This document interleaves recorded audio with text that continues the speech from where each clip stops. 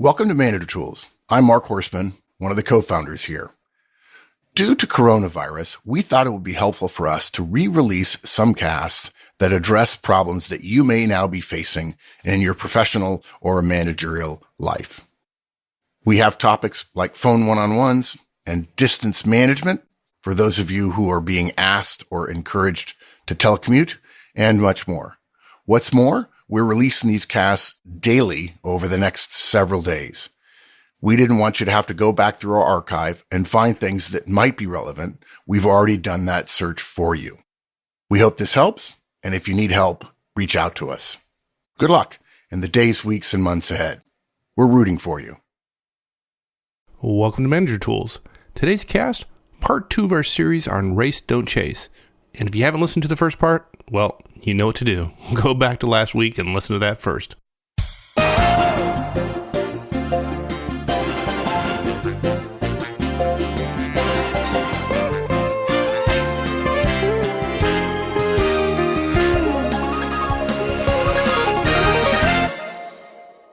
Okay, next on the list is know your budget every month.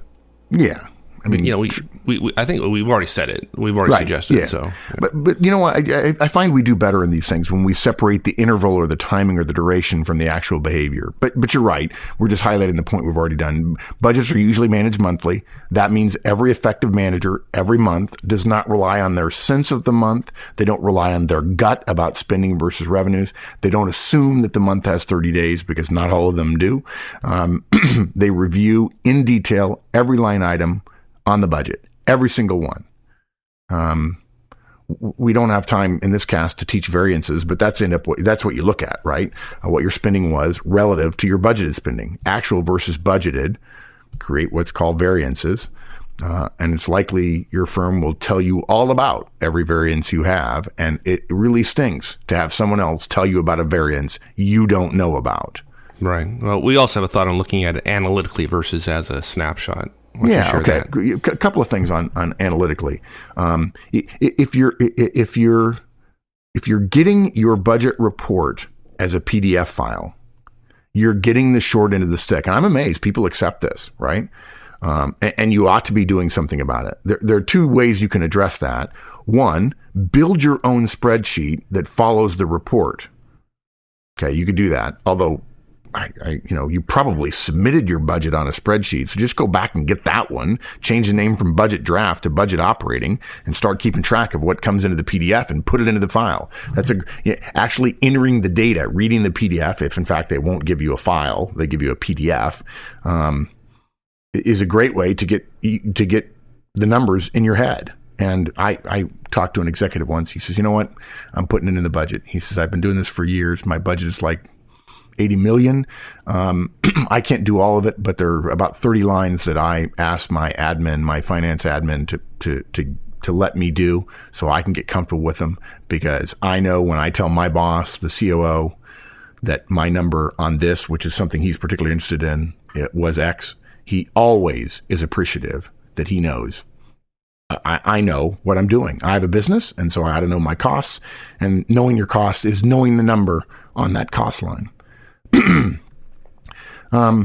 Okay. The second thing you can do is, pretty simple, right? Go ask accounting or finance or whomever they are in your organization to send you a flipping spreadsheet. Okay.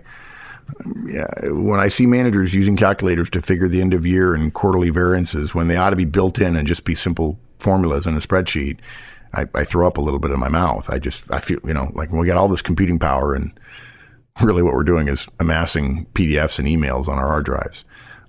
If you're really smart, find out what kind of beer or coffee or Danish or oatmeal or tchotchkes your accounting clerk likes, give them to him, and get your darn report early and analyze it before your boss gets hers, and make sure your report and analysis arrives on her desk before, with, or within an eyelash of when she gets her budget report. It can be done, folks. I've done it. And the second thing you can do analytically is develop charts from your budget. Show your variances and percentages in actual versus plan. I know, partner, we should all be as gifted as you, and we can see the little numbers dancing in our head in perfect 12-part harmony, but we're not. And here's the key. Even if we are able to see the numbers dance, our bosses may not be, and we need to be able to both see the data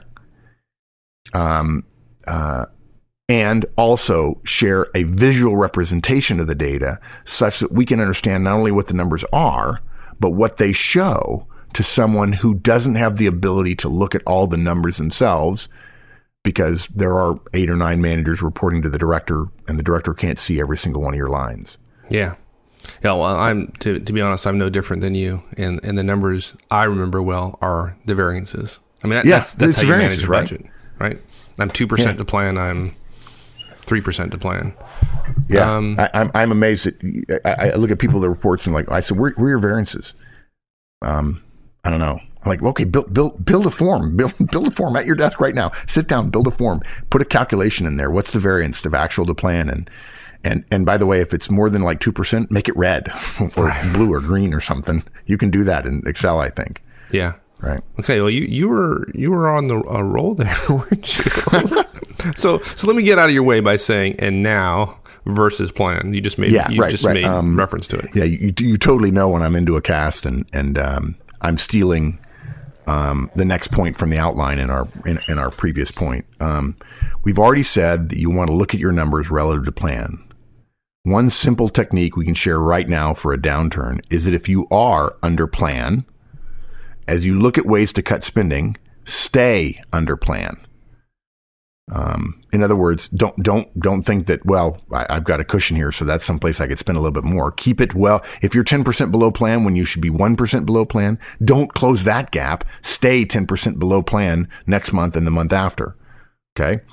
Anything that's below the cut that you need to make, keep low. Don't make it harder on yourself by expecting to cut other places more simply because you're going to spend more in one area. Right. And by the way, your boss's assumption is not that you are all of a sudden going to increase your rate of spending and close that gap by 10%, right? I mean, that's not how people think about it. Okay. We do know there are government agencies that have to spend money at the end of the year or feel they have to spend money.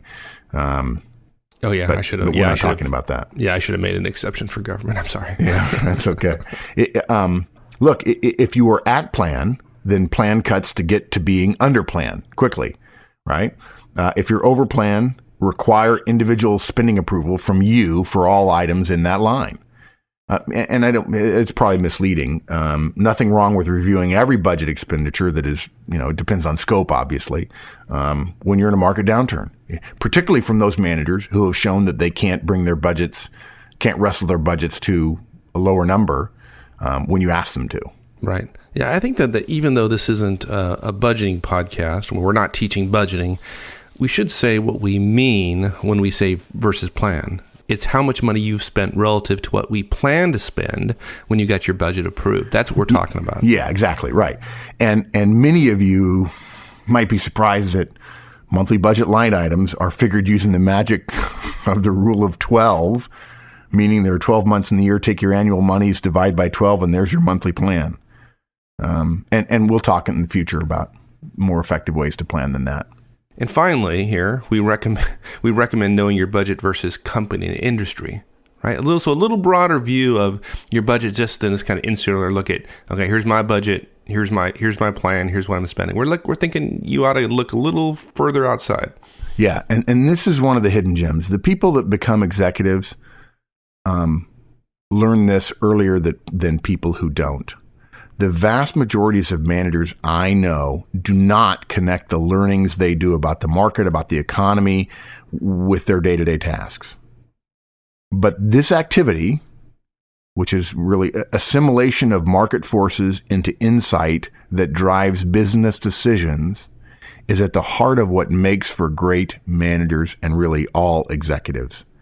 You simply can't read about the market, shake your head, tut-tut, worry about your profit sharing, and then not turn that into decisions about approving expenditures.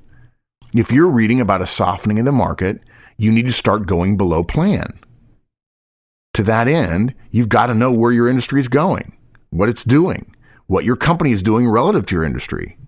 This is where we'll get sharp emails because we can't go through the ways you can get company and industry information in this cast without being 5 hours long. We think most of you will figure it out, but for now, let's just start with setting up an industry stock ticker tracker or on some investing or some news website and leave it at that. More to come on this. Our point here is that it's not enough to know that you're on budget and on plan. You need to know what the market is doing. And if the market is softening, you need to be below plan. Otherwise, you'll be making bigger cuts later. People don't mind cuts if they're small and they understand them, and you help them understand why you're doing it and why they're the size they are. The bigger the cuts, the more sleep you lose, and the more sleep other people lose. Yeah, and we all know that we're all about you getting more sleep here at Manager Tools. There you go. That's what we do. Okay. Right. Okay. Next is plan your budget cuts. Right. Okay. So this is all right. First, you got to know your budget, and then the next thing is plan your budget cuts. Either when you get word from your boss, too late. When you get word from your boss, you should know it in advance. But okay, if in fact you do, you got to change. Okay, fine. Or when you see the market softening, way to go, right? You're going to have to make cuts. If you've been doing your analysis, if you've been doing your study, if you've been doing your knowing, so to speak, not just sensing, not just feeling, but knowing where the dollars are, you'll know where you're over or under plan. Then you're always going to have a sense for where you can start trimming. Right. And our first tip here is faster than the market. We're referring, of course, to the idea that managers around you, most noticeably your boss, right, may be falling into the old trap of chasing revenues down their slide rather than racing them down. And this is the whole race don't chase, right? Yeah, it does sound funny, but it really is a race to the bottom, right? I mean, it's head for the bottom. It's fast. I hate to say it, but the analogy that stupidly comes to mind for me is a submarine. Dive, right? There's depth charges in the water. We need to get deep fast. The whole problem with market intelligence at this point is that it leads us to track to it rather than to think about profitability by getting in front of it. If you know the market, that when the rumors start flying about budget cuts, about softening, about tightening, you know what to do.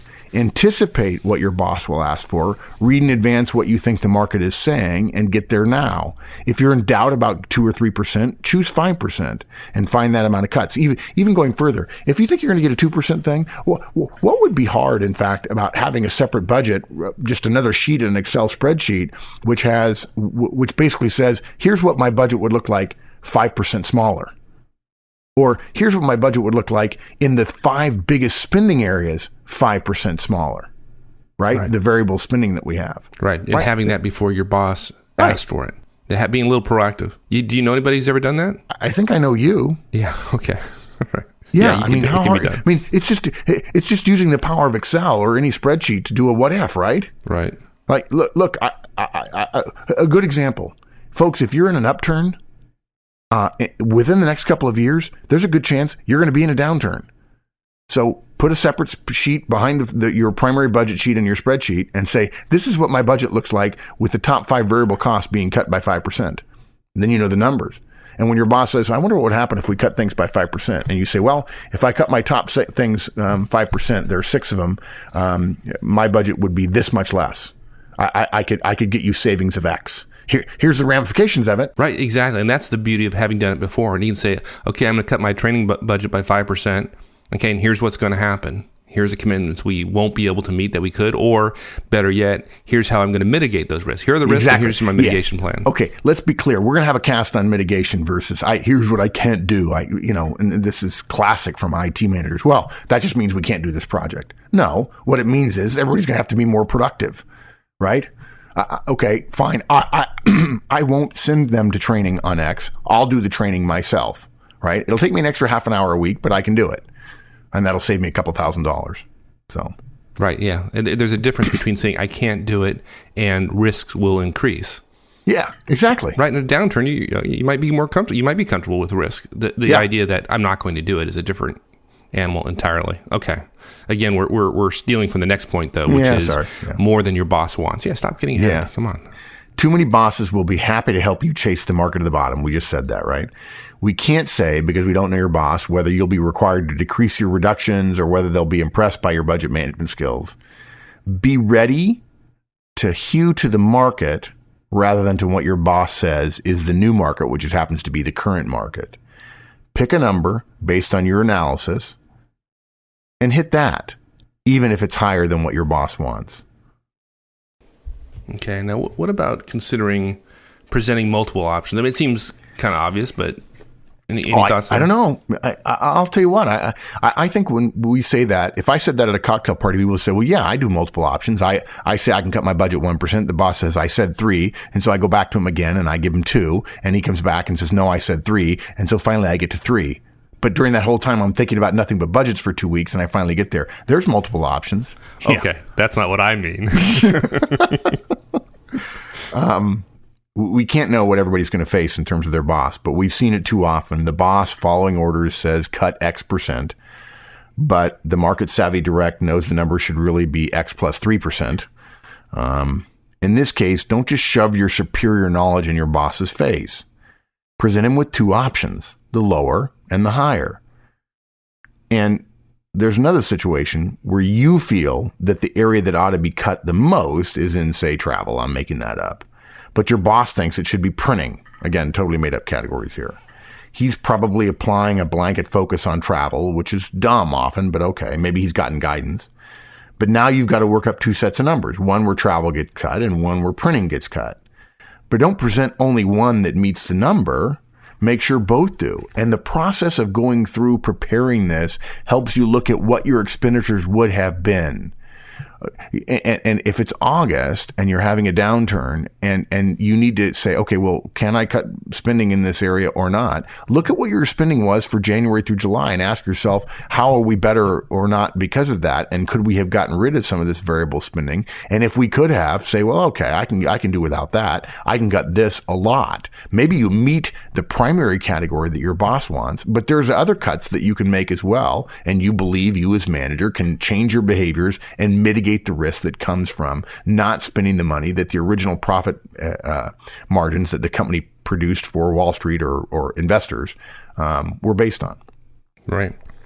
Okay. So our next point, is it safe to say that we've already covered knowing where the cuts are expected? Yeah, I think. Look, this means to know what your boss is looking for, but also what historically tends to go first when budgets are cut. Look, how do you find out? You could ask the budget clerk or even a budget manager, an accounting manager, finance person. Ask a peer manager with more experience than you. And finally, if you still haven't gotten any good answers, yeah, sure, ask your boss if there are any areas that more traditionally tend to fall quickly. Like, hey, look, I could use some guidance. Where do you think the top 3 areas that I ought to be looking at are before I recommend 3 things that you think are unimportant? Right. Well, that leads us to our next one, which is I wonder if a lot of listeners have been waiting for this next bullet, which is where to look. Where do you look? Yeah, I hope they have been. Look, I'm sure I'll be the devil for a few weeks, but folks, you always start with personnel. It's really easy. That's where the costs are. That's not what people wanted to hear, though, unfortunately. Yeah, I know. Look, it's like the person who is inebriated after comes out of the bar and he's drunk and he's looking for his keys underneath the one light in the parking lot, and the cop says, "Are you having trouble?" "Yeah, I lost my keys." "Where'd you lose them?" "Oh, I lost them over there." "Why are you looking over here?" "Because the light is better." Right. Yeah, you go where the costs are. When it comes to personnel, the biggest, it's not always true, but it's almost always true. It's a managed aphorism that the biggest cost is always labor, right? When it comes to personnel, the first thing you got to do is a hiring freeze. Look, if budgets are in trouble and you've got a planned hire or an open rec, you may need to close that rec. And I know that sounds terrible and you fought for that rec and it's terrible and so on. We'll talk about how to mitigate that another time, but you've got to have that on the table. Right. Well, that's a lot better than having to lay somebody off. We're going to assume for a second here that you're doing your job and those folks who should not be there are not there. Probably not true, but okay, we'll assume that. And here's one of the advantages of getting ahead of it. If you're in the race versus chasing to the bottom, you're already projecting where you're going to be. You're already projecting what your cost cuts are going to have to be a month, 2 months, 3 months, 6 months from now. And so now you see those opportunities to cut costs before they even occur.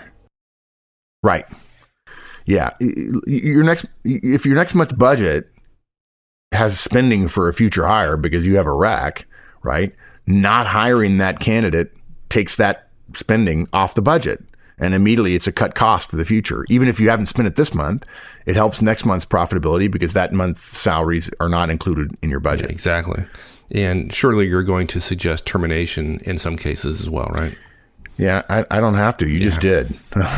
Yeah, we are. Now, look, we can have a long discussion about layoffs are just proof that management did a poor job of forecasting, and layoffs are management's fault every single time. And when you terminate someone because of market downturns, it proves that you and others didn't manage your budgets well. And the first time you do it, you tell yourself, I'm never, ever going to hire again unless I really, really need it.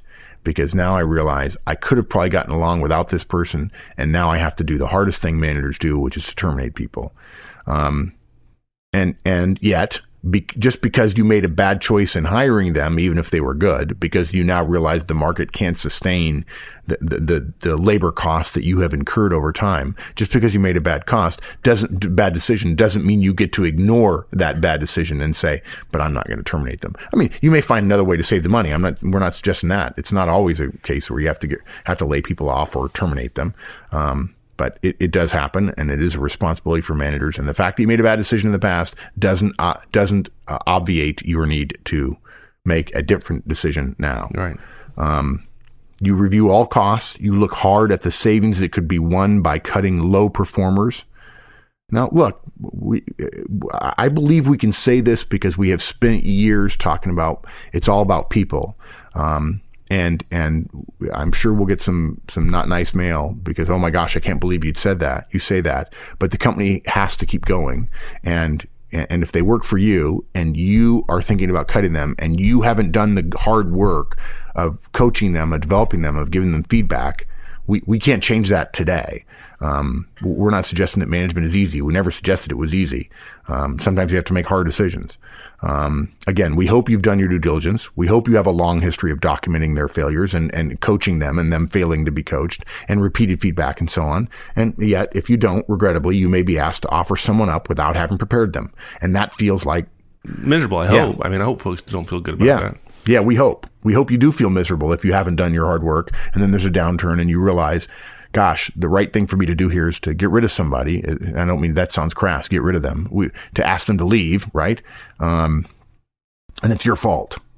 But look, some other areas to look at: development costs, travel costs, contracts and payments, slowing payments down, delaying additional services. Look at all your contracts and see what the payment terms are and those kind of things. Right. And you know your budget line by line. You know every amount. You know the history. You know your variances. So if you're the smart manager, you'll know where to cut when you need to. But if you haven't been tracking it the entire time, now you get a little bit more difficult situation. Right. Okay. Good. So let's get on to our last recommendation, which is report your budget, which I assume simply means just send it to your boss in an email and forget it. Yeah, that's what all the bosses want, right? Oh, gosh. Yeah. And then the boss does a stupid thing. He gets all the emails in by noon, and then at the end of the day, has them all printed out and bound up, and then sits at his desk at 5:30 or 6 o'clock. There you go. And inside baseball, once again. Completely brain dead after a long day, and you're not there to talk to him about it, and he's not really in a mood to right, and he surely understands all your recommendations and why he does. Will blindly follow them. Right. That's the way it works.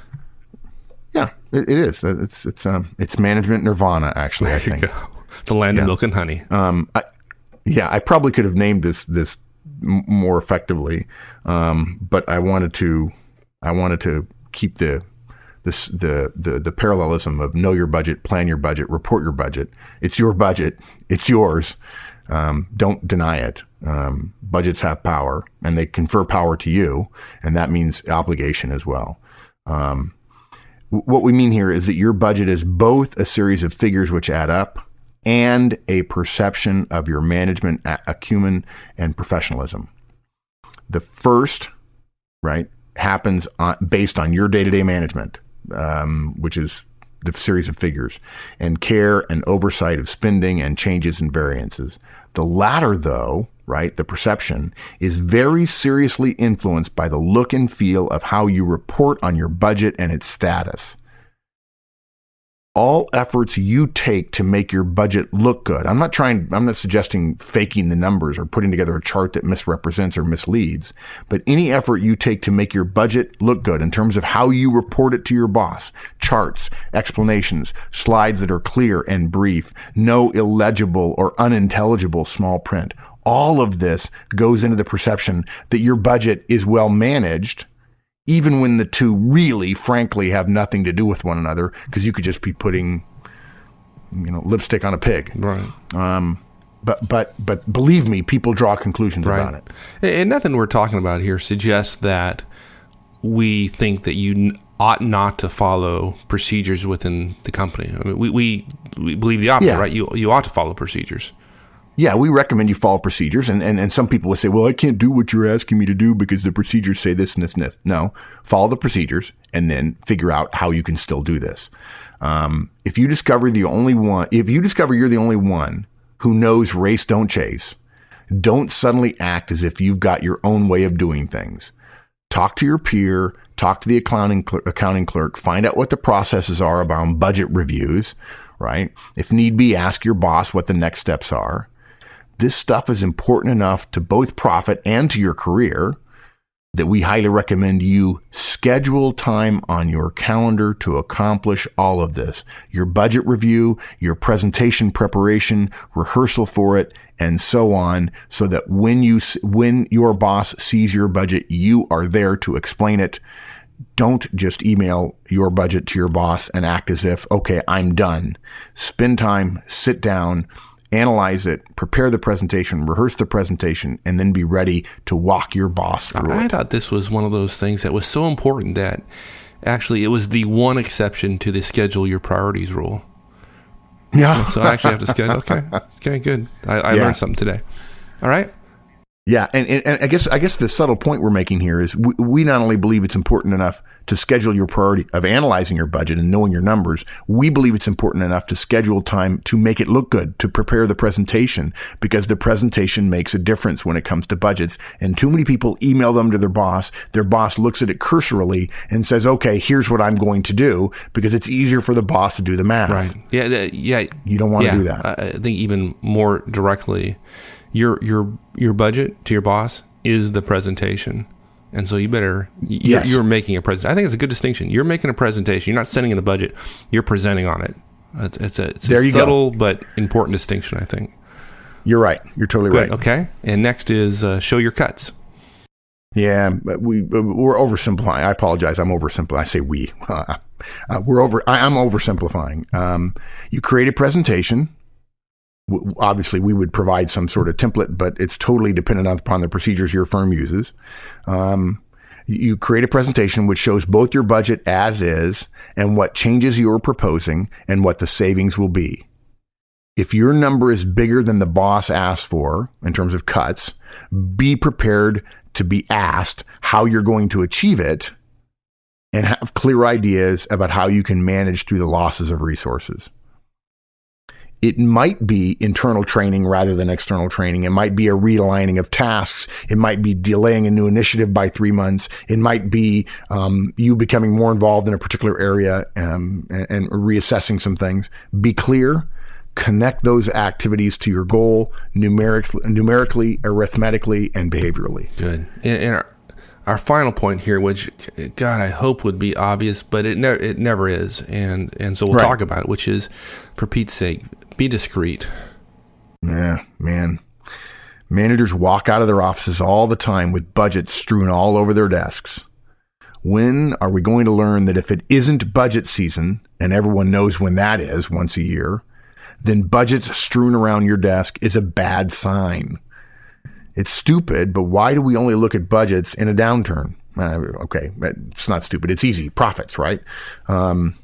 But you've got an obligation to the company to keep this information confidential. Schedule time for your budget reviews and close your door. If you don't have a door, be careful about being in and out of your office. Say no to interruptions. Boy, budgets are something that multitasking absolutely does not agree with. Let's put it differently. but budgets don't agree with multitasking rather than the other way around, right? And you have got to avoid being interrupted in such a way that your resumption costs are become enormous to get back into the details of the numbers. I can do the math, but I'll tell you, when I'm interrupted and I'm in the middle of a spreadsheet, it takes me 5 minutes to get back into it and to have all the dancing that's going on in the spreadsheet come to life again. Say no to interruptions. Turn off your phone. We're not going to tell you to do them at home. Your family comes first, and there's always data missing that you want, or operational information that supports the data that's missing when you want it. You don't talk about it. You put the documents away. And finally, a politically savvy point, whatever you do, don't you dare, and we've talked about this before, but I'm going to say it again, don't you dare just send documents to your boss.